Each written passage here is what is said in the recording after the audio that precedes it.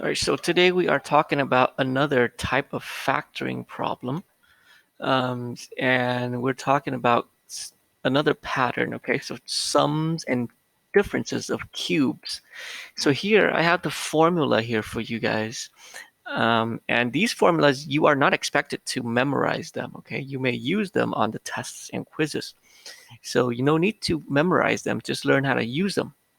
So the way you use them is if you see something that is cubed, plus another cube or something cubed minus another cube. You just follow these formulas. All right. So let's figure out how to use this. All right. So I have an x cubed minus 27. First of all, are these the same type as these problems? Is it something cubed and something cubed here? Well, let's try to figure that out. Okay.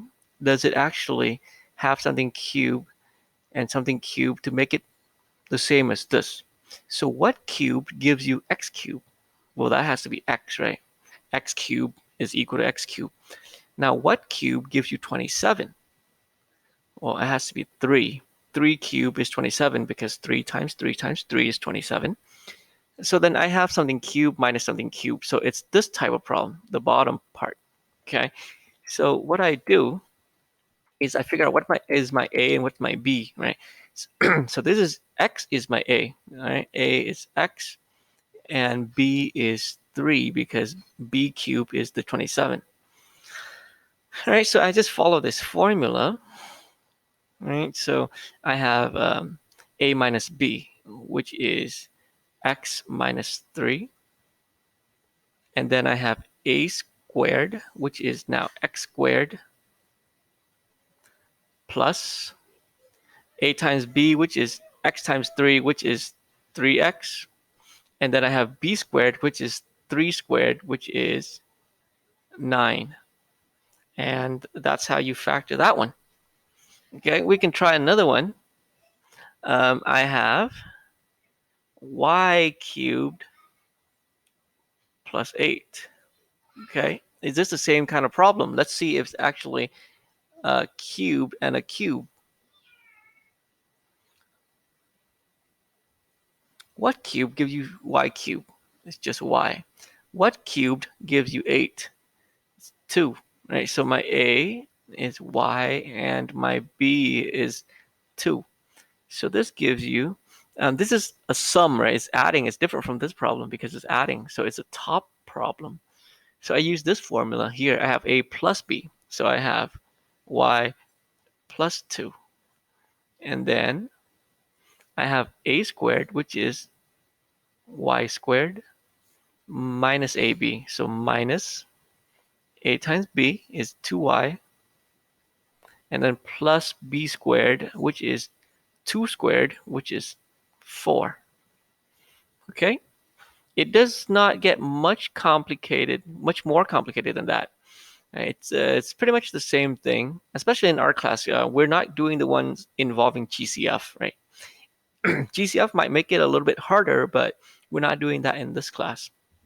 So the only variation that they might have is they can flip it around on you. So they can have something like 1,000 minus 8x cubed. Okay, so not much of a difference. You want to break this down into something cubed and something cubed. All right, what cube gives you 1,000? It's 10. Right, 10 cubed is 1,000. What cube gives you 8x cubed? So when you do this, you have to do the same thing for 8 and the same thing for x, right? X cubed, so you have to have an x in here. And then what cube gives you 8? It's going to be 2. All right, so 2x cubed gives you 8x cubed, right? So my A is 10 and my B is 2x. All right, so you just follow the same formula. This is subtraction, so it's the bottom part. So you have A minus B, which is 10 minus 2x. And then you have A squared, which is 10 squared, which is 100, plus A times B. So 10 times 2x is 20x. And then you add b squared. So this thing squared is going to be 2 times 2 times x, right? So this gives you 4x squared. And this will be your final answer. I'll do one more. The last type. So you can have 64 plus 27. Let's not use a. Let's use z cubed.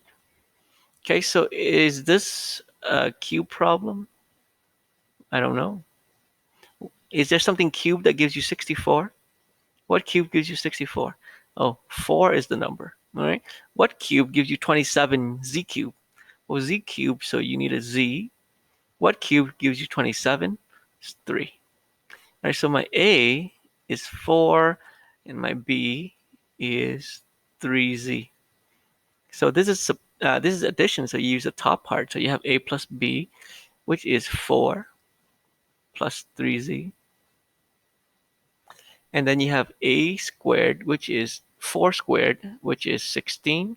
And then minus a times b. So a times b is 4 times 3z, which is 12z. And then you have plus b squared, which is 3z squared, which is 9z squared. And that's your final answer. If you have something like, 8 minus 5z cubed, you can do this.